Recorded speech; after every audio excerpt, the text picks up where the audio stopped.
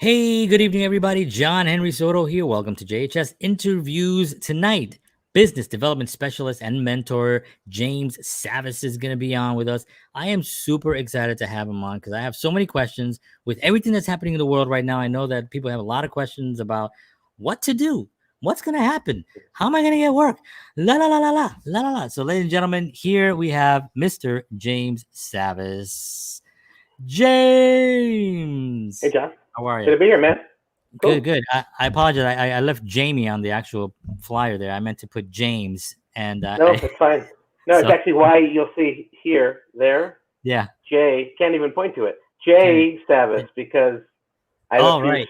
pseudonyms. I was Jim for a little while. So Oh really, Jim. up in Montana, they call you Jim. That makes more sense Oh, than interesting. Jamie.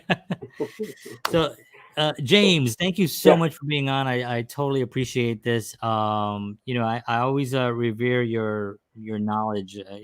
As one of these guys that just really knows how to just how to get things done. Like I've always just Cool. known you as somebody who Cool. can just Cool. Thanks. get it and just get it done. I've seen you do it Yeah. for a very, Yeah. very long time.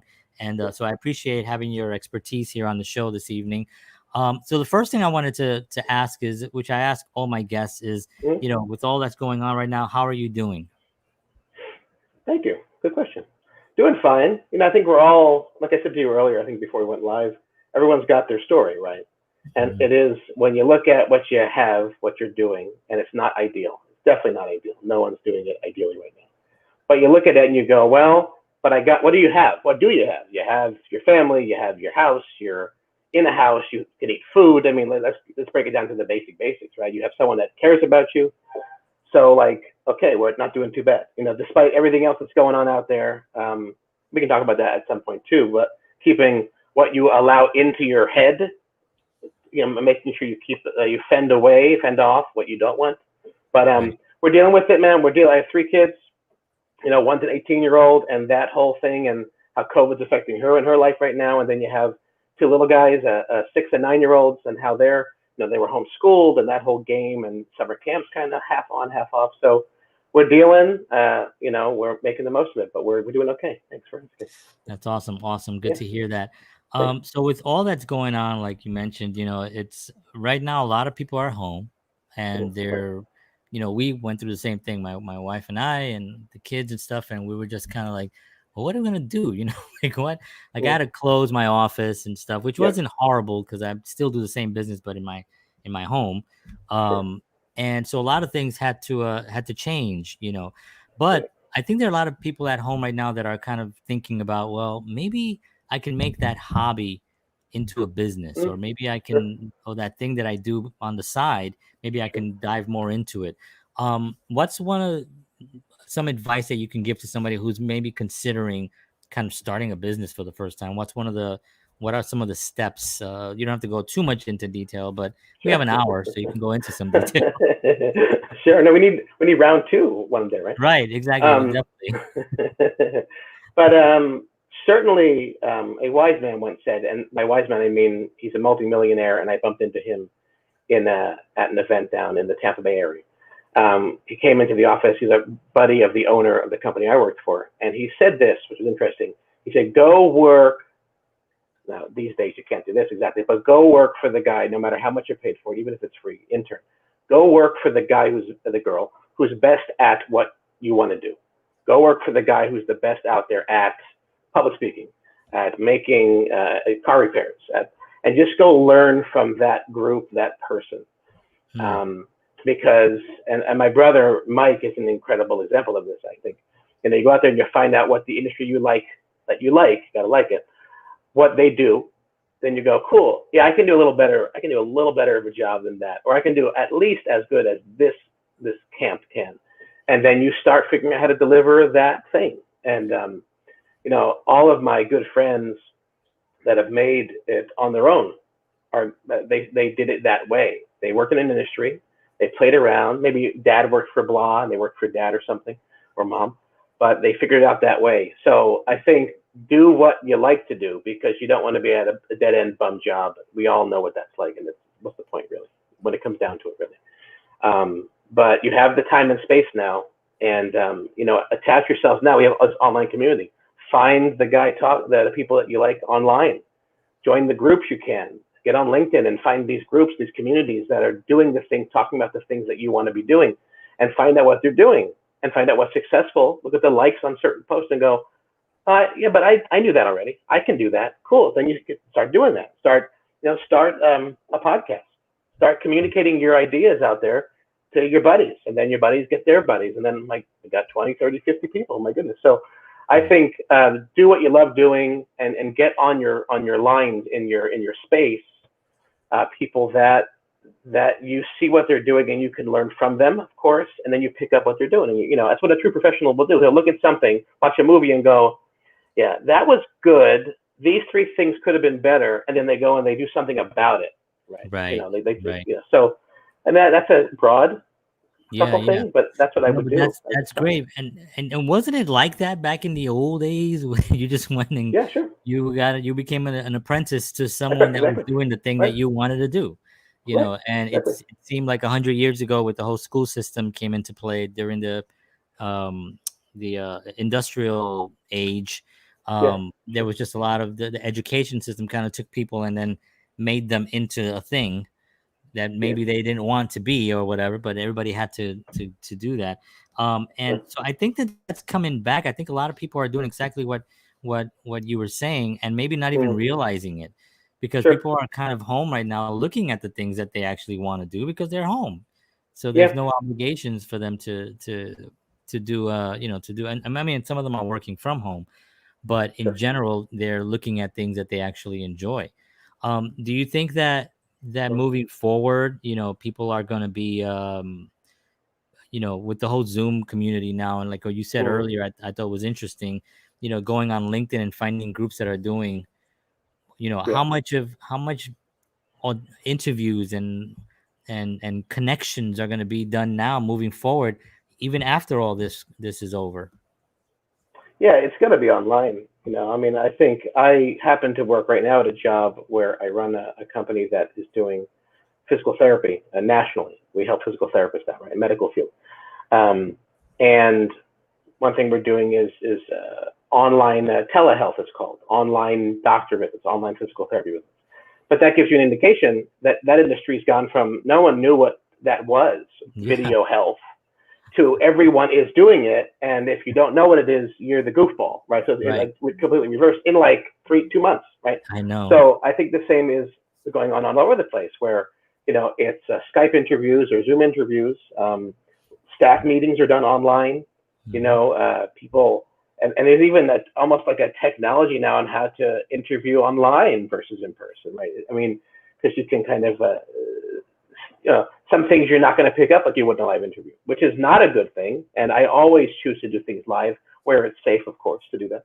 But I think there is a change. I think it will stay the way it is. I think, unfortunately, that we might see more and more businesses close that have the storefronts, and it'll change to an online, a bigger, massive online community of work and play both. So I think that's where we're going. But personally, I won't hire somebody unless I have our version of a handshake, or at least an eye-to-eye contact, because I want to make sure that person, that's me though, but I'm a little old school from that way.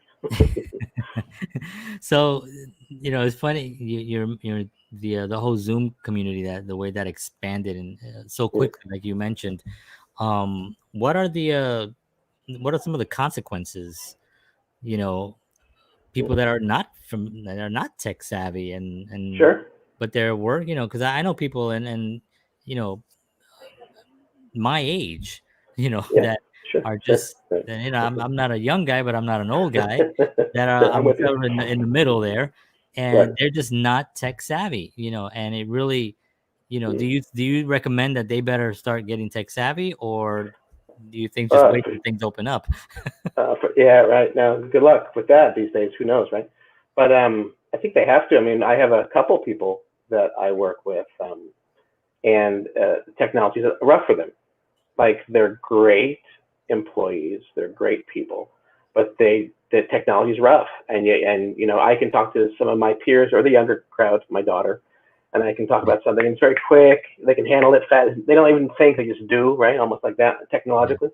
Yeah. But it's, it's an extra 20 minutes of, okay, no, okay, yeah, that window, the X, and not that X on the Right. this, you get it. Yeah. So I think they need to, I hate this, get with the program, get with the current scene and the current way things are. And I think this has forced it in. Now, I think in general, we all have a little more time now to do those kinds of things, to go online and find out. Google, how to use Excel. Figure out what you do in those little boxes and what they're called, because that's where we're going to live. We're going to live in, Windows environments and then Apple environments. So, yeah, they got to know. They have to know, Yeah. or they get a storefront kind of job when things open again, and they get to, get their hands dirty that way. But I think I would definitely advise them working, learning. So let's talk about interviews, interviewing Sure. someone. And you've probably have interviewed quite a few people in your day. It's got to be thousands for sure. I was gonna For say, sure. I was Easy. saying that during the one of my promos. I was Uh-huh. saying it must be thousands by now. Oh, it's got to be. Oh, It's yeah. I mean, many. I've hired. I kind of counted about a year ago. Maybe it's 600, 500, something. Like people that stuck and they were good employees, but Yeah. thousands. Yeah, Sure. yeah. So there's two things I want to ask you now. I want to ask you, like, what when you were interviewing out when the world was opened, Yep. what were some of the steps what were some of the things that you were looking for in a candidate to try to help our audience and anybody that's going out there, and then Yeah. add a little bit of what the current scene is as well, to kind of like give maybe an overall sort of post COVID I keep saying auditioning. I keep wanting to say auditioning. No, it's Interview. it's the same vibe, man. It is. I know. Yeah. The interview Sure, process. sure. So what do Yeah. you think? I see. Well, like you said, advice, right, or tips or something. I guess. Well, look, and again, Google's what it is. I would search for businesses and zones that are hiring and not contracting. The healthcare industry, again, I happen to be in it, but it is a great plug because I find in general, food industry right now is kind of getting hit, but I would have said 4 months ago, food and healthcare, because people need to eat, will eat, and they'll pay for it. They'll pay top dollar for it. We all do probably every day with a Starbucks or whatever it is. Or Dunkin' or something, and healthcare. It's there more now than ever. I have people that went, were on a path. A good friend of mine went from a path of civil engineering, maybe I want to say, into like nursing. He's like, I'm gonna do nursing. This is right funny. About a year ago, and he's actually at a hospital now as a nurse in Manhattan. So I look at what fields. Again, you have to care about it. It's got to be here for you. But I look for what fields are a smart hire are looking for people right now. I happen to know that healthcare is. So that said, in general, interview kind of tips. Certainly, and I've worked with some big dogs in my industry, some big owners and big time money and also expansion wise, right? So these guys and girls, they want a staff who are interested in them, right? They want an employee interviewing coming in. And again, we want to know about you as an employee. We want to hear it. We want to hear it. But how often we hear the same thing? I mean, let's just be frank. How often you're the best fit? I'm the best fit, and I can do this, and I'm a good communicator. Yeah, I mean, we all said that. I really love working with people. I really, this is going to be a great fit for me. Exactly. People, of course, exactly. So, I mean, you have your spiel drilled and know what you're going to say, of course, and toot your own horn, because they want to see some ability for you to toot your own horn and show your importance. But ask them questions. Ask the interviewer questions, because you don't want to work for a place. You don't want to work for a place where you approach the boss, the interviewer, the owner, whoever it is, and you want to go, why'd you get into business, Jack, Jill? Why'd you do pizza? Why are you in nursing? Why did you do this? You want, if you get an answer that's cold and clammy, cold and food and put it, you don't want that guy or that girl anyway. You get the heck out of it. But they will love that you cared enough to ask the question and do research prior. I mean, go find out what the, not creeper stuff, Facebook maybe, but go find out that, when did they start their business? I saw that you opened in 2007. That's a long time you've been in business. That's great. Well, thank you. And they don't really care necessarily about your opinion, but that you found something beforehand, that you asked them questions. Why are you in the business? What got you involved? And that you find out about the boss man or boss girl or something. That's very valuable. And one for one, every owner I've partnered with or worked for, when they find somebody, the diamonds out there are the ones that ask the interviewer questions about how's it working here? Can I get, how's it really working here? Ask some questions. And that's a big thing that people don't do, that they have their sheet and their resume, they read it and then they go away. But and I know it can be nerve-wracking in interviews. Trust me, the first thing I do as an employer is chill them out. What are you doing after the interview? What are you going to do after the interview? Movie? Cool. What movie are you going to see? Okay. Let's get them in communication without all the fumbles and the weirdness. But then, as an interviewee, definitely ask them questions. Be interested in them as the interviewer, the boss, the owner, whatever. And know your stuff. I mean, know your resume. This is a funny tip. You wouldn't think you had to say this, but you know how many times somebody comes in? Oh, so where were you from 07 to 06? Jack's Pizzeria? They don't know. It's your resume. You worked it, or you're lying. So yeah, know your game, know your worth, right? Know how you can benefit them, but ask questions. That's the big tip I would give. Yeah, for sure. That's interesting. Knowing your own resume, because I remember stuff on my resume that I was like, I don't remember that. When did I do that? I worked there. Oh yeah, I did work there. I was there for 5 years. I completely forget. We have Beth Hansen is saying, I'm tired of staying home and I miss paperwork, deadlines, and data entry. Wish I could return to office work. Yeah, I feel you, Beth. Totally get it. I'm tech savvy and all about it. So that's awesome. No, it's great, Beth. I mean, it is what it is, man. Me too. I would love to be in an office pushing papers and getting, meeting staff, shaking hands. Come on, that's what I'm an HR guy. I'm a mentor. I want to see the people I work with, but isn't that interesting? That for so many years, it was like, oh, you got to go to the office. Oh, I'm in the office. Exactly. Now, we're all like, we're all just dying to get back to the office. It is true, because there is that. It's communication. It's human nature to want to communicate. It's just you want to be able to interact. So the interview, ask questions to the interviewer. Why do you think a lot of people don't do that? Because I did that because I've been on both sides. I've been interviewed a lot of people and I've interviewed a lot.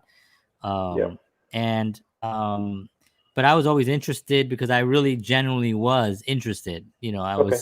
I wanted to actually know why they got into the thing and what is this about? And and it was mostly in the health club industry that I worked in for about 18 years when I was doing those kinds of things. But when I would interview someone, I can't remember one person really even asking me anything like that about the business or about anything. Do you think it's just fear that they are going to be judged in some way, or that they're going to be looked upon as being nosy or something? Yeah, I think that's exactly. I also think it depends on what you're hiring for. I mean, I can have 20 interviews with some marketing rep. And that, that's a little bit higher scale. I mean, I'm not talking pay, but to some degree, I'm talking pay. Because, somebody who's an entry-level position, they're going to be a little more fumbly, a little more new to the game, a little bit more uncertain.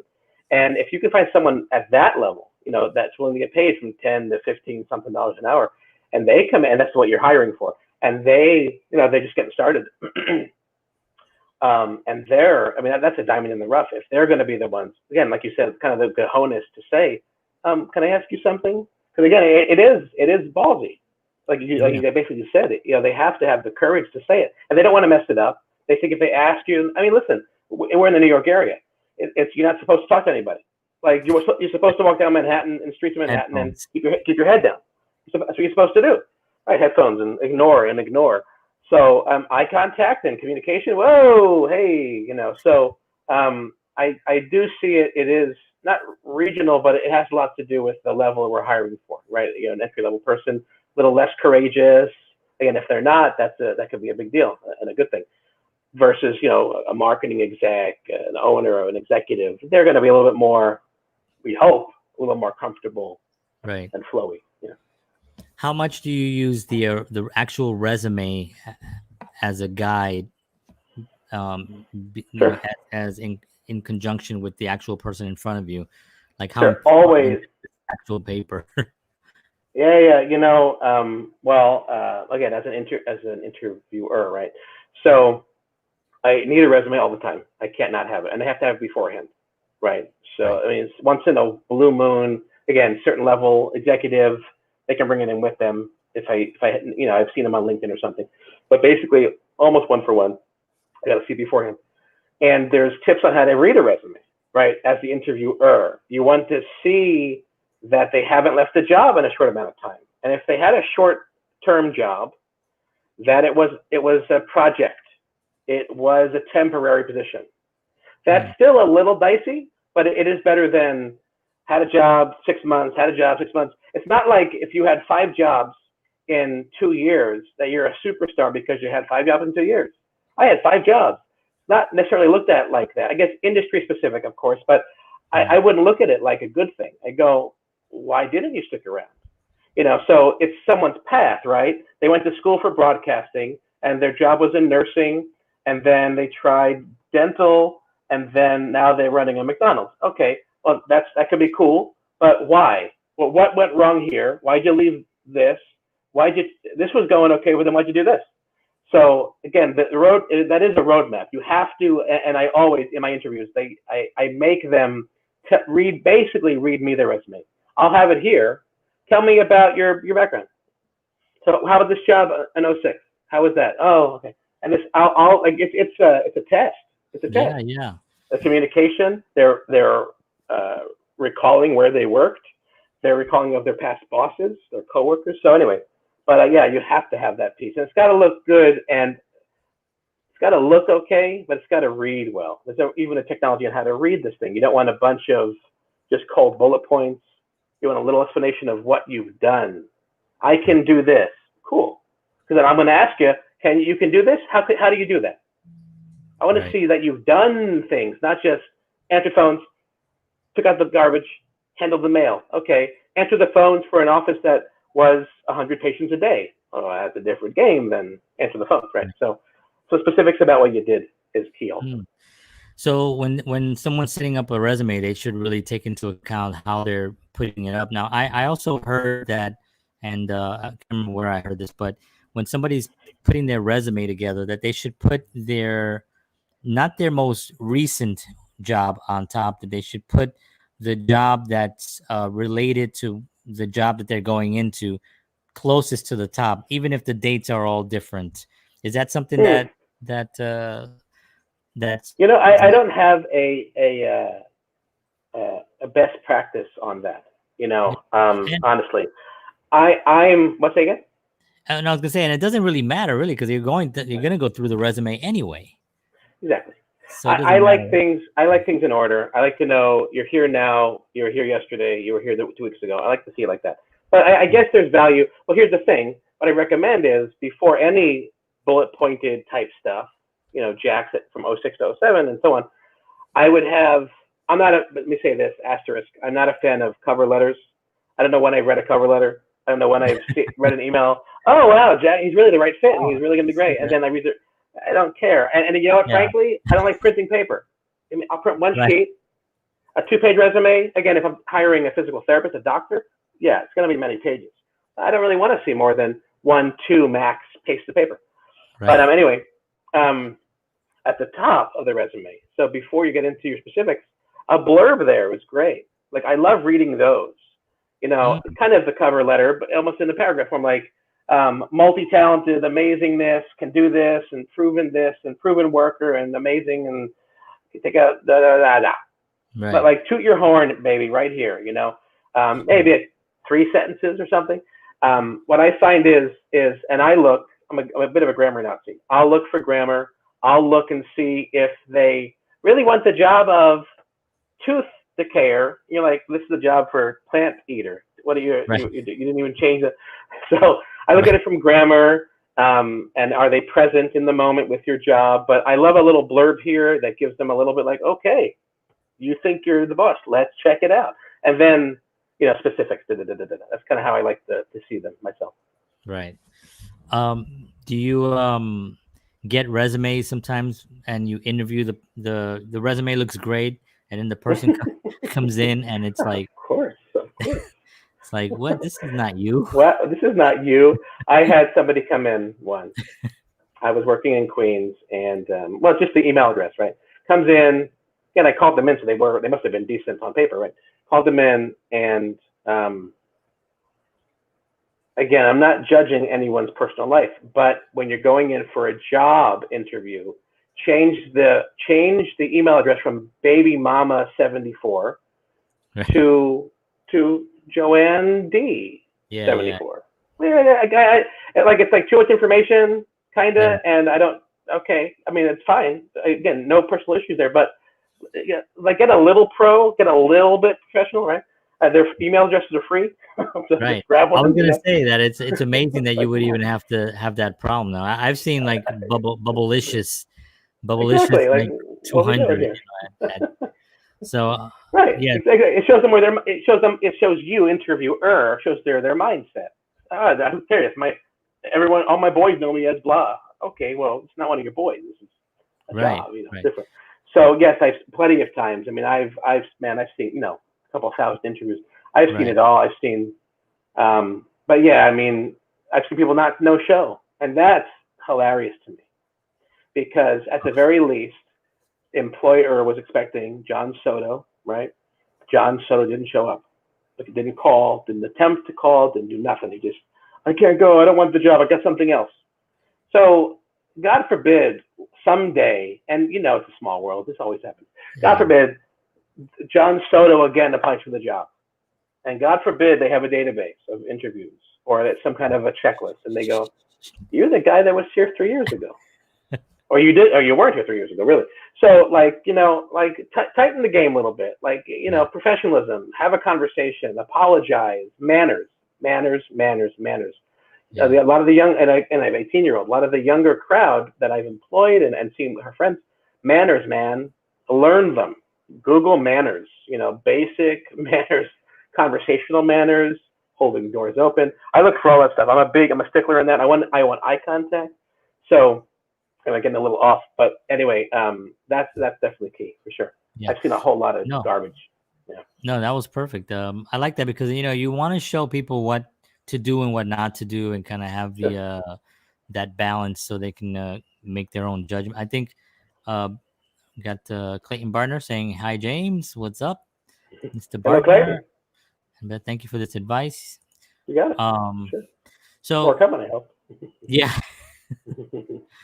So let me ask you now, moving into more of like development, actual business, like starting a business or something. Now we talked about going into like LinkedIn and other groups and kind of seeing what they're doing and stuff.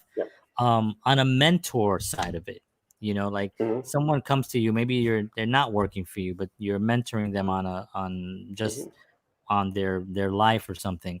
What's one of the first things that you want to know about this person that's possibly not happy in their job, or they're thinking of trying something else, something new? What's the steps that you take to actually help somebody in that comes to you with that? Good question. You want to know what the purpose is. Like, what is their purpose? Like, what, goals and purposes, right? So, listening is an art. Listen. Let them tell you what's going on. Make some mental notes about things you want to find out later about. Just let them. Okay, what's going on, Joe? Like you did. You open up with, "How's it going?" Cool. Now let's get hi. Welcome. Let's talk now. I would find out what their goals are. Like, what do you plan on? What do you want to do? Well, let's talk big goals. I want to, and you have to encourage that always, because they're always, like job. Of course, you need one. You don't want one, you need one. Okay, how about what's bigger than that? Well, I want, I have a new car. All right, that's bigger, but like, what's the goal? Give me like why are you doing all this? Why are you talking to me? Why you got a job? Why you want a car? Well, I want to, like, you want the big game because both inside a company and external for yourself. If you haven't named the goal you want, you name the top of the mountain, you're never going to make it because you haven't named it. You can't just go along and see what happens. Like what a point of like effect to go, things just happened. No, name what you want and make it like a big game, a big deal. And then there's there's stuff to do below that, like figure out how you're going to get it. Cool. And then do you want it? I mean, so I guess, and something else we mentioned this is the goal yours? Or did dad always say you had to be a doctor? Well, my goal is to be a doctor. Why? Well, dad said I should be a doctor. Well, is that your goal? No, it's his. Okay, what do you want? What is your goal? Well, I want to live in the mountains with 2 cats, a wife that loves me, 15 kids, chicken, White House, picket fence, 3 tow trucks. Cool. Own a racing car. Got it. There's maybe a big game. Cool. There's a lot between here and that. Yeah. So then we start talking about that. Cool. So how much you need to, you need to get into specifics. You need to get like into what are your financial demands in your house? What are your bills? You have to have those conversations, right? Where can you cut back? I mean, that's the whole financial personal piece for you, right?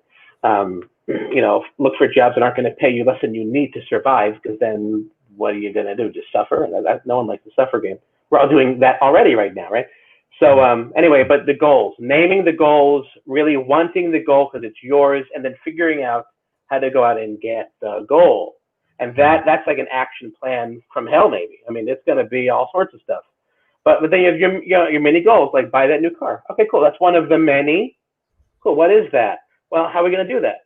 What's a new car? $350 a month. Okay.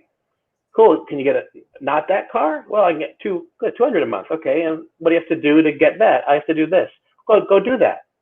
And that's something too, is even in this day and age, I think getting things done, like, when you are dispersed and confused into a bunch of stuff, and you can find one thing, like, and I'll ask them this, when the communication is like scattered and crazy and I don't know, and wow, it's okay. What's one thing you can do right now? Well, I'm talking to you for help. Good.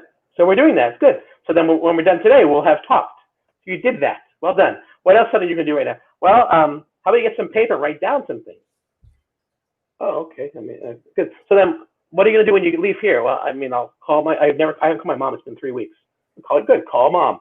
And we just list out things that they can easily deal with, easily confront, and then start getting things done. And that itself just kind of blows away some of the space. I'm not so bad. So that's again some broad answers, but definitely naming and figuring out how to get and really desiring those goals. Most people don't do that. They just go on with life, and it's one better job than the next one. What's the end game? So a couple tips. And I think no, that's great. And I think also people don't necessarily take those things seriously, like what you just said, like purpose and goals. And they're just like, I just need a job. I was like, but when you ask them, well, what is it that you really want? What's up here that you're really aspiring to? I love that, and people just, it's so easy. You go out, you get yourself a little notebook like this, and you just start writing down your thoughts and what you want, and you really start focusing on that. And like you said, if you don't name the mountain, and you're just not going to get there, I got a question here from Charlie. A resume interview is only so revealing. Our bad. I think we talked a little bit about this. Our bad hire, a normal part of the process. I mean, sure. How's your stat on that? My statistics. Absolutely, man. I would say, well, let me give you two important hiring pieces of data. One, employer side, right, for a second, because it looks like that's what Charlie maybe is asking about, is always hire more than you need. And that's a funny thing to say when I'm not paying your bills. I know that. But you know how many, and you all have examples, and Charlie, I know you have some, and everyone else I can see who's commented. You need that one person. You only need one person. Hire 2 part-timers. Hire 1.5 people. Hire 2 bodies, at least 2 bodies. Really? Hire 3. but we're all crazy. They hired at least 2.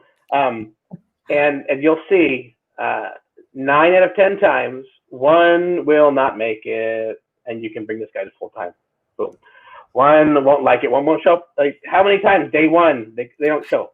No show. I know. I've experienced what that. kind of goofball would have gone through the whole thing and then not shown? So, and people have their own issues, right? So I would say absolutely. I would hire. Here's some numbers for you. I would hire 2 when you need 1. And again, you have to work out how you can deal with that financially. Are they both part-timers? Is one an administrator? One's a technical delivery kind of person, like in the clinic or in the doctor, whatever.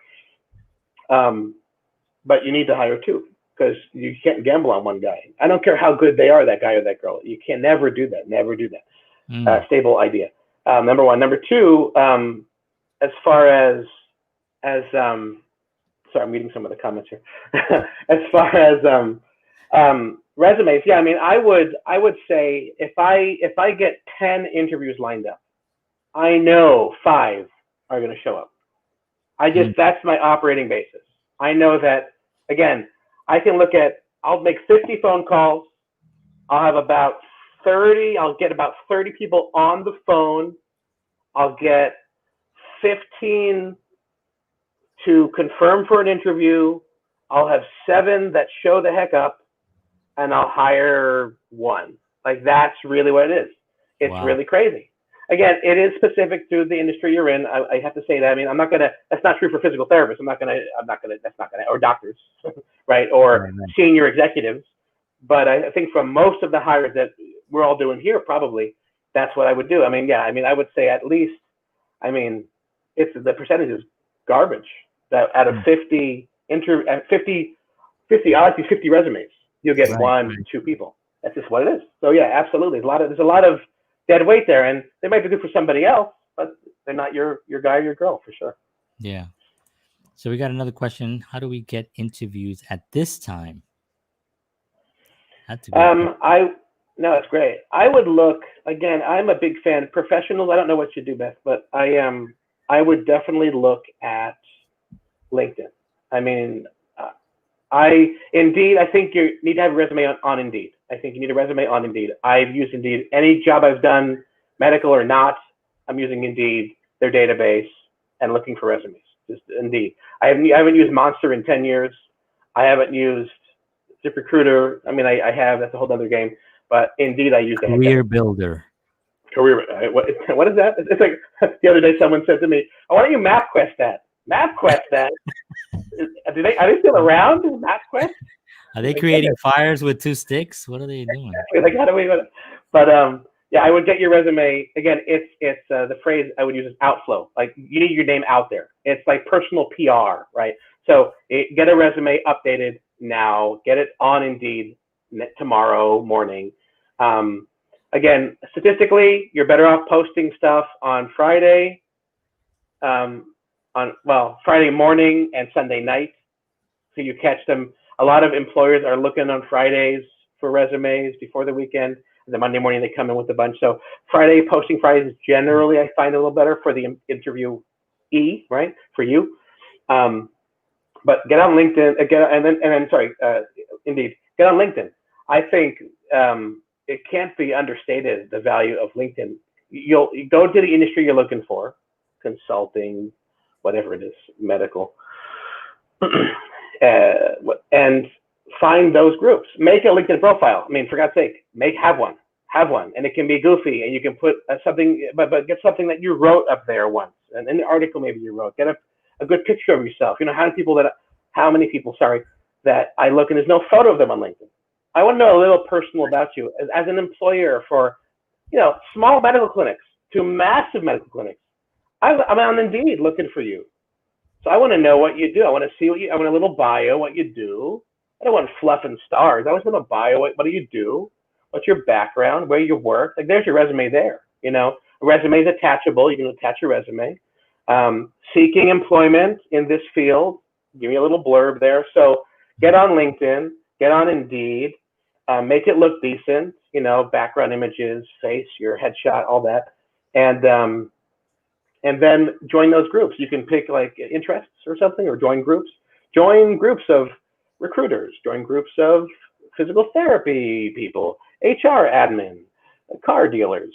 Join, there's loads. Join them because then you can communicate with those people and start building a network. And hey, any luck finding a job? And you'll be surprised. You'll get back. Yeah, we're looking. Well, there you go. Boom. So those are two kind of I feel they're must-do tips if you're looking. And also, again, on that personal PR outflow idea, get yourself on every single communication line you have out there. Get on, let your friends know you're looking for jobs. Let's not be cheesy about it, and I can give advice if I need to off the call, maybe more specifically, but get yourself on those lines, on Facebook groups, on LinkedIn groups. Tell your mom, hey, Mom, I'm really looking. Anybody? Oh, yeah, how about your ex? Blah, blah, blah, blah, blah. Who knows, right? And let me give you one little thing I did on the interview side real quick, and it can be the same for you personally, is I ran a pilot where for 1 year straight in a pretty big medical company, I put no ads out.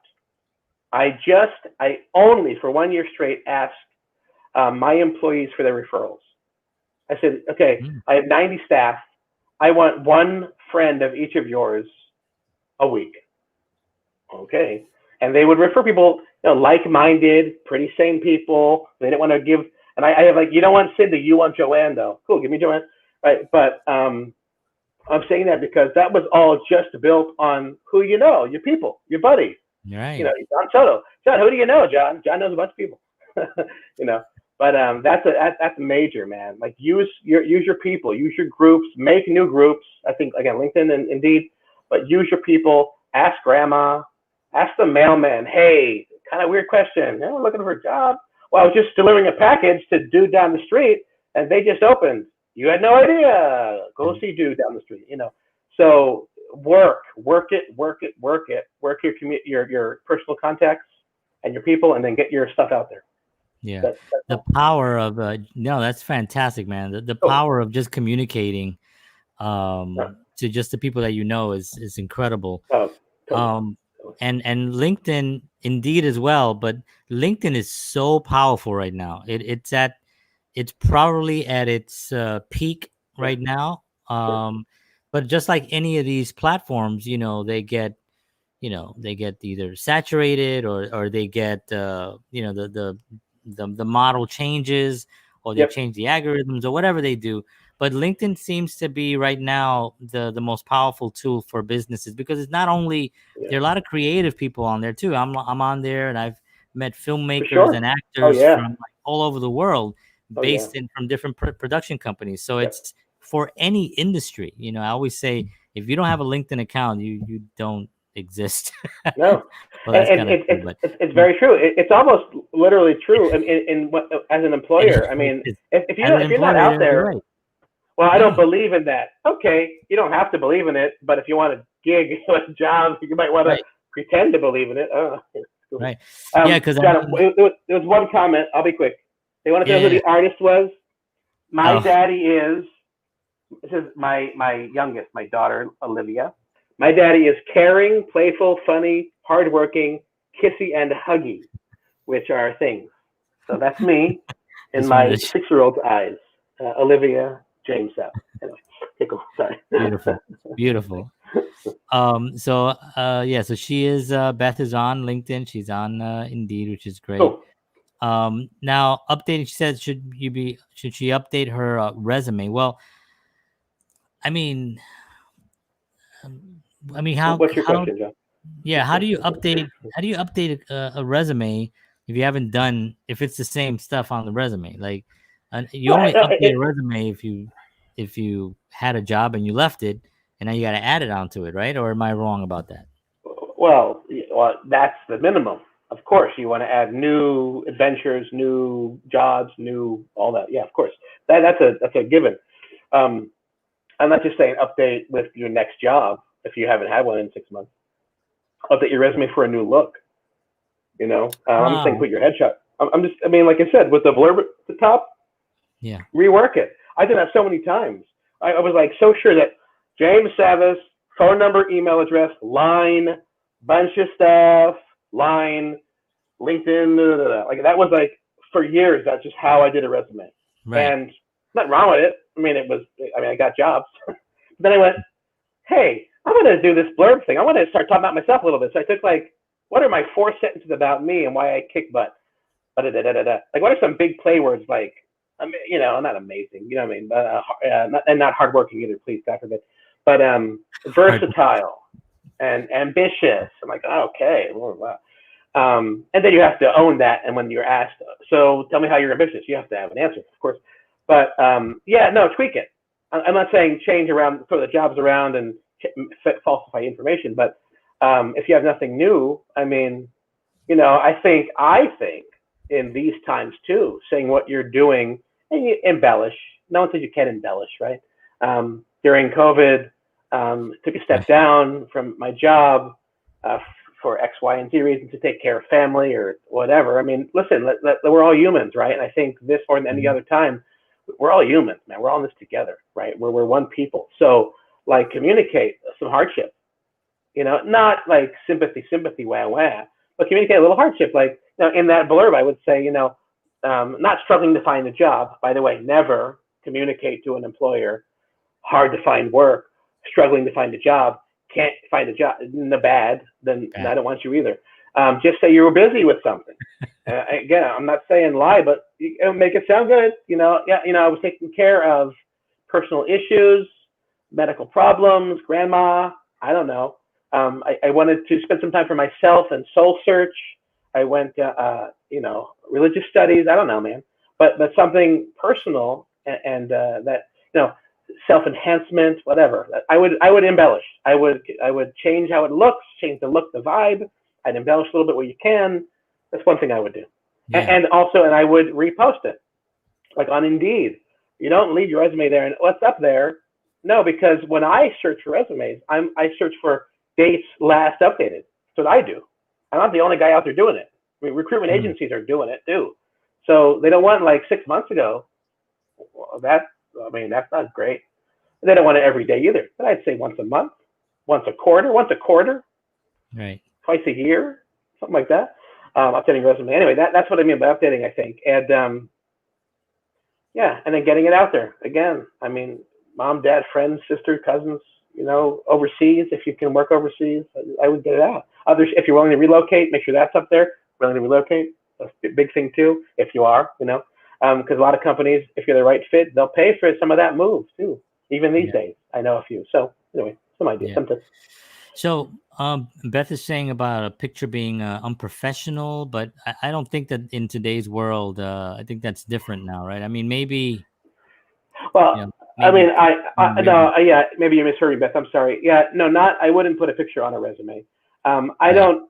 Not on the physical resume, right? Yeah, I'm not on the paper. I mean, definitely LinkedIn, it needs to have it. That's what it's about. And trust me, employers that know what they're doing, they're looking at your Facebook posts. I mean, every single employee that I wanted to come in, I spent a good 30 minutes looking on Facebook for their stuff, finding out, again, it's social media, finding out who they're attached to, and within reason. Like, if everyone they work for or that they associate with is a bum, in my estimation, looking at posts, language, background, certain things, I'm going to get ready for that interview. I'm not going to cancel the interview. Love the interview, but I'm going to go, okay, little red flag. Let's see this person. Right. But so I clean up your social media. I do all that for sure.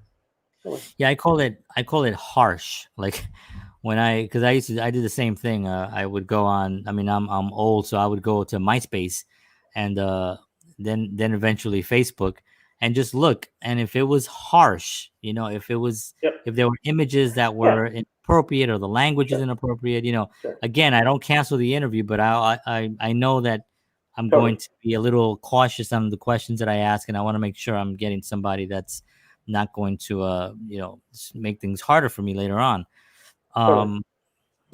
So Beth says very good advice with the last day updated. Yeah, actually that is really good advice, because I didn't even think about that. Yeah, you want to update it because people are looking for the latest update, especially the recruitment agencies. They're not going to go up there and be like, I want to see what somebody updated 2 years ago. They're gonna want within the Sure. month, or at least, Yeah, and let me say this too, John, just on that same exact note, and Beth and others. So on LinkedIn too. Now LinkedIn it's not Facebook, right? So I don't want to see a lot of personal stuff. It's not just the wrong right. venue for that. What I want to see on LinkedIn is that you're involved in your industry. So I want to see you commenting on a few posts by another professional in your field, another Okay. artist, musician. I want to see you And sharing someone else's information, like a Forbes article about that COVID times are tough. Like I want to see you engaging in your engage. industry. Yeah, it's got to be engaging. You can't just it can be just I have an account, my picture. Like what are you doing? Are Right. you using? Right. It's a big And deal. also doing it. Do you think it's important to also post up, because not too much personal stuff, but like, for instance, projects that you've worked on, and maybe you have photos, not necessarily in film or anything like that, but just like in the office, if you have a project, a Sure, recruitment project for a company, like, sure. would it make sense to have photos of you actually doing the work with people as one of your posts? Here I am working with blah blah, hiring 50 people for this new wing of this medical company Sure. that's opening up. Is that a good idea? I think so. I don't know that I. Welcome, Beth. No problem. I saw the comment. I don't. I'm not a big fan. Again, this is a personal thing, right? So I'm not a big fan of photos. You know, if you say you're working, that I'm going to buy it. I don't think it's going to hurt you. Let me say that first. It's not going to hurt you to post Oh, I see. Okay. a photo of you with people. But show, like, if you made an office policy, again, maybe remove certain things that are legal. But I want to see, create an employee handbook, front page of it, or something, or or again, you have all these. You can start a blog, man.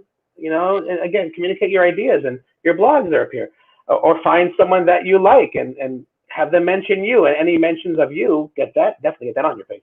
But Yeah. I think again, I'm thinking more administratively. Mhm. Again, artists are a whole different game, of course. Right. But put your stuff. You want to be well known, right, and well thought of. So get that data up there. If you've made an office policy, show it. If you've hired 15 people, I mean, you can say that. You can't, of course, list them. But I think a photo of you interviewing, a group interview, again, you have to watch faces too. So, I mean, I think a photo of you working is fine. I would rather see something that you've done concrete, like some article you've written, or that kind of stuff. Right.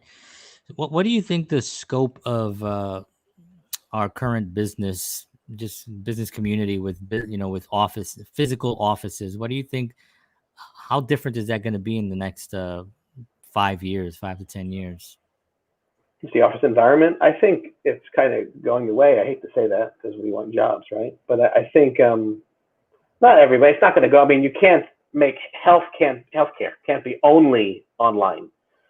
Food can't be only online. So it's not going to we're never Not going to see yet. it. Not I yet. guess. But when those teleporters, man, those Star Trek things, when I can tell a computer, Wow. hey, hey Over. Google, I mean, so everything, Yeah. steak sandwich, but then forget it. I'm never going out. But Done. but aside from that, um, I think there's always a need. There will always be a need for certain positions, for sure. Right. But I do think I mean, we've already seen it. I think stores that are closing won't open again. I know that the industry I'm in, 20% of those physical therapists out there are going to close their doors. Mm. Now, what I think will happen is other guys are buying those businesses. People that have some clout, have some funds, have some savviness, right? Will go, cool. I'll buy those 15 different blogs downtown, and now they're mine again. And there are those people do exist, the big money people with the big pockets. So Yeah. I think we will see a downturn, which we already have. I Mm. think that you need to get your online presence up there, and I think blogs and podcasts are a great way to do it. Commenting on posts, sharing stuff. I think that's a great way to do it. Stuff like this that you're doing, John, is great. A lot of it's free. A lot of the stuff is free, man. People are out there to help for free now. So learn, learn, learn. Hey, resume. I learned a lot. Go for it. But learn, learn, learn. And if you have this downtime, I do think it'll be a different universe. I think we're going to have to get really good at online stuff. Know your Word, know Word and Excel, know how a Mac works, know what PDFs are, how to handle an Adobe file, know all of that stuff, all of it, because Mm. guaranteed your next boss is going to Can you update a spreadsheet? No. Like, do it. And even, by the way, on LinkedIn, you can take these tests, by the way, which are kind of cool too. And Indeed too, there's tests. So anyway, yeah, I think it will change. But so I think now is a great time to learn, and learn how to use Google Suite and all that stuff, for sure. Yeah, that's awesome. Yeah. You're welcome, Beth. And thank you to James, obviously. You got it, no problem. So James, I want to thank you for being on. I want to actually just ask you what do you have currently going on? Like, I know you're working, right? I mean, you're working from home, Yes. and you're basically the CEO of a company, and you're kind of like managing it all from home. Is that basically what the next couple of months are looking like For you? me? Yeah. Yeah, I am the CEO of a company called Hands-On Diagnostics. And what we do is we provide a very unique training regimen we sell franchises in diagnostics for physical therapists. So we'll approach a physical therapist out there anywhere in the country, and we'll provide them with top of the line. No one else in the country is doing this. Top of the line training on, without getting you confused on some things, top of the line training on certain key diagnostic tools a therapist can use to increase their billables, their pockets, right, their money, their income. And also it leads to better outcomes for patients because you can diagnose the problem more thoroughly with an ultrasound example than you can just doing this, right? So that's giving you a real watered down version. But anyway, that's what I do. I run that company, and we're all over the country and 26 states. And what was cool about this get for me was that it was already a remote job. The intention was to go in the city one day a week in Astoria, in Queens, and then work from home otherwise. I'm like, I was at a job where I drove an hour and a half one way every day from Jersey to Long Island. Loved the job and the people, but you're kidding me, right? Right. So godsend, you kidding me? So that's what I do now. So I'm basically home all the time, running a company of dozens of people and all over the country because you got a salesman in California, you got a girl in South Carolina, my assistant. So we're all over the place, and we're living on this new platform. We're living on Zoom. We're living on Google Chat and all this. Like, we live there, and it's great, and I love it. And I'm able to help. Where I was able to help one guy at a time previously, I can help 50, 60 owners at a time. Which is like, I love that. So anyway, yeah, that's what I'm doing. That's powerful. So I want to thank you. Before we go, I do want to actually there's somebody that had a question here. Yes, Tommy, I did take into consideration. I like it. That's why it's here. If I didn't like it, it wouldn't be here. I knew that John had it going on. My brother Mike has a bigger beard than me. I'm a little whiter, but this is education and children. I'm a very wise old man with a lot of kids. But yeah, of course. Oh, that's fantastic. Well, I do have just the last one. I'm going to say Beth just says, I don't know if James Adams can see this, but I have experience in. Okay. Well, hey, you worked it. Pass. There you go. She got a pass. She did it. You did the thing we just talked about. She did it. Sure, yeah. Offline, you can get me anybody on the call. I'll look, man. I'm in the New York area. I have communication lines into people all over the Tampa area, out west, Montana, Texas. So if I can help you, sure. James Savas at Hotmail. Yeah, and Beth also, his LinkedIn account is right there on the bottom. Yeah, and it's also in the description of the page as well, so you'll be able to hook up there. James Savas, thank you so much for being on. This has been awesome. I know it's tremendous value for a lot of people that are out there kind of like just trying to figure it out. So I appreciate you taking the time to give us your wisdom and helping us out. And I hope you come back again because, with all that's going on, I'm always looking to talk to someone what's currently happening. And I think that's important to keep that flow going. So I would love to have you back. I'm down. Sure. Let me know. Awesome. Thank you so much, everyone. James. Thanks, guys. Savas. Appreciate it. I can just hear all the applause. Thanks. All right, take care, man. Thanks, guys. See ya. All right, that was James Savas. So fantastic.